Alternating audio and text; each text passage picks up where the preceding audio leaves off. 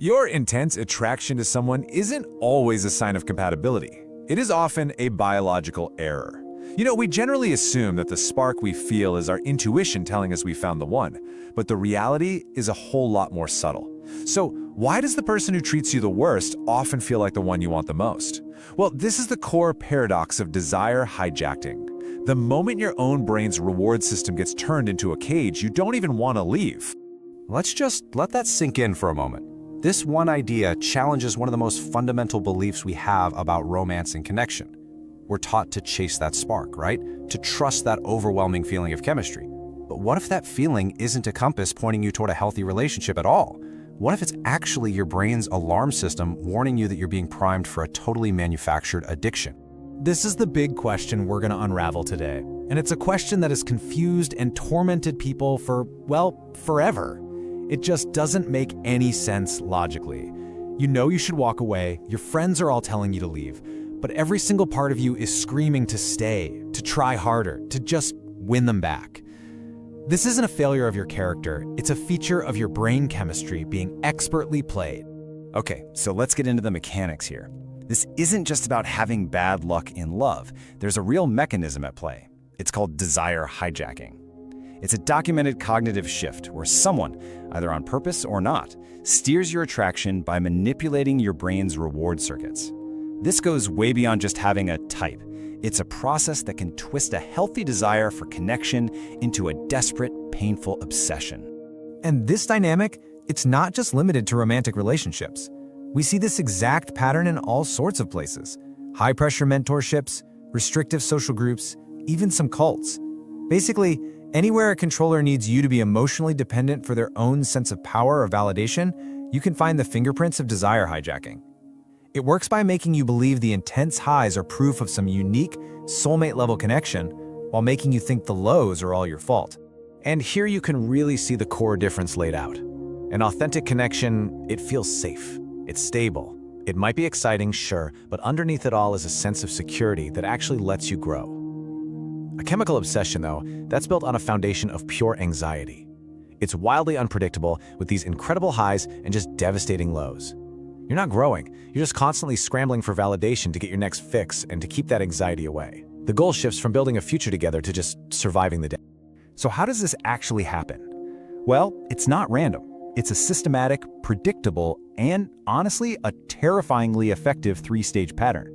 It's a blueprint designed to completely take over your brain's reward system until the controller becomes the absolute center of your universe. So let's break down exactly how it's built. These right here are the three pillars of the addiction blueprint. First, the controller creates an impossibly high baseline. Then, they yank it away, but not completely. And finally, they use your own hope and confusion to trap you in a cycle of chasing that first high. Let's look at each step a little closer. This first stage is often called love bombing. The controller just showers you with a level of intensity and validation that feels like nothing you've ever experienced before. They mirror your deepest desires, they finish your sentences, they make you feel seen in this really profound way. But this isn't about connection, it's about calibration. They are literally teaching your brain that they are the source of a huge dopamine rush, associating their presence with survival-level safety and reward. They're setting a baseline so high that normal life just feels kind of gray in comparison. Then, right when you're feeling safe and secure and that incredible high, the shift happens. The texts slow down. They get distant, critical, or cold for no reason you can figure out. That supply of validation is suddenly cut off, and this is key, it's done unpredictably. This creates a massive surge of anxiety and cortisol, the stress hormone. Your brain, which is now used to that dopamine rush, goes into a full-blown panic. It's the start of withdrawal, and your primary instinct is to do whatever it takes to get that good feeling back. And this right here, this is the cognitive trap that closes the loop. Your brain, desperate to solve the problem and get its reward back, shifts its focus inward. You stop evaluating them, and you start evaluating yourself. The question is no longer, hey, is this person good for me? It becomes, how can I fix this? What did I do wrong to make them pull away? You are now trapped in a loop, constantly trying to recreate the magic of that initial high, convinced that if you can just be perfect enough, you can make the good times come back for good.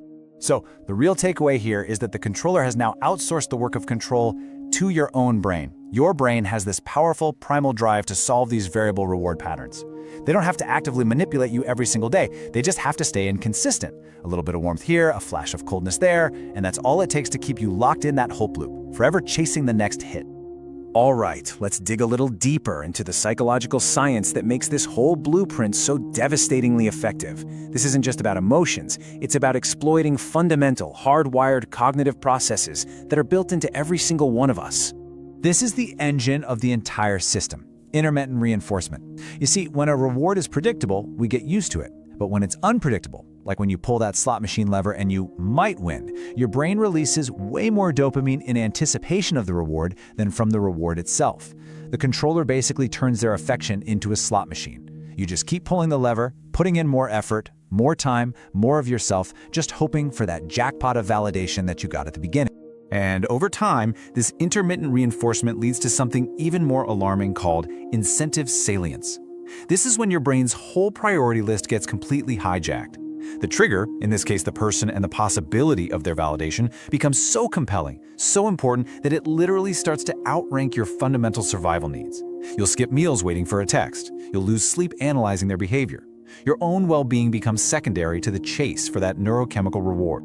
And this just lays out the brutal asymmetry of the whole dynamic. The controller's goal is to become your absolute priority. They need to be the sun your world revolves around, and they do this by weaponizing your own neurochemistry against you. On the other side, your vulnerability is a very human need for validation, your belief that all this intensity must mean something profound, and ultimately, your hope that you can fix things.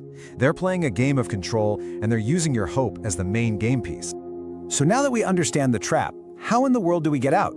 The path to freedom isn't about outsmarting the controller. It's about reclaiming ownership of your own mind. It starts with something we call a sovereignty audit, a conscious process of taking back your psychological territory, one observation at a time. It's about shifting from being a player in the drama to an observer of the pattern. The audit begins with this one simple but totally transformative question. When your heart is pounding before you see them, when you feel that desperate pull, just pause and ask yourself this. Is what I'm feeling the joyful flutter of genuine attraction, or is it the nervous, gut-wrenching feeling of anxiety? Am I excited to see them, or am I just terrified of what mood they'll be in? This question cuts right through the confusion and gets to the heart of the matter. This is the core practice of the whole audit.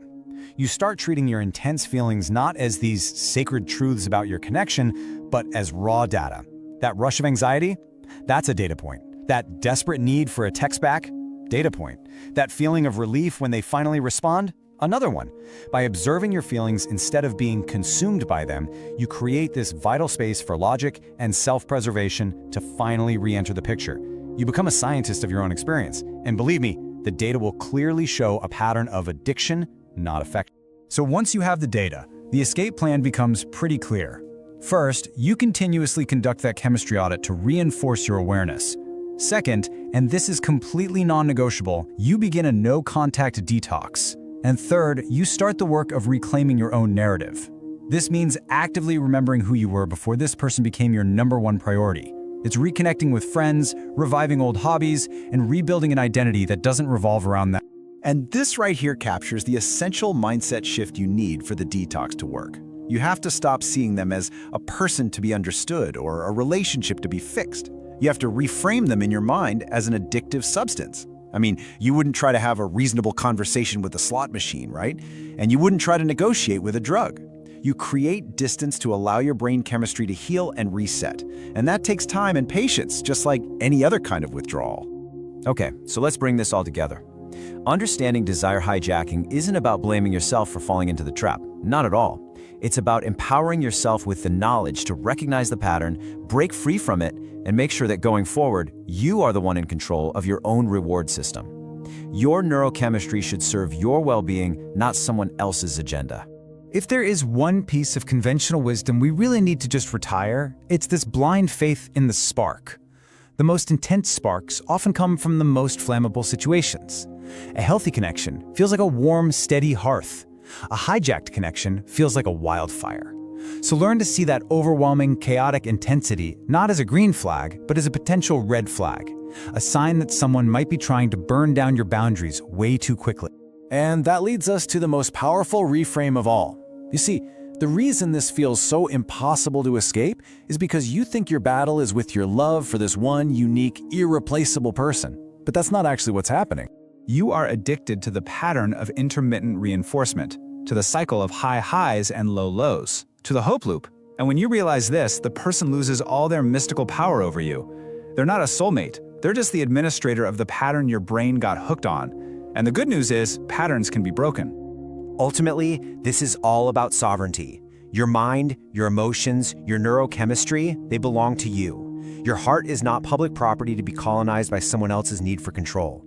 So recognize when someone is using your own dopamine against you to build a cage, and find the strength to evict them. Because a connection that costs you your freedom isn't a connection at all. It's a prison.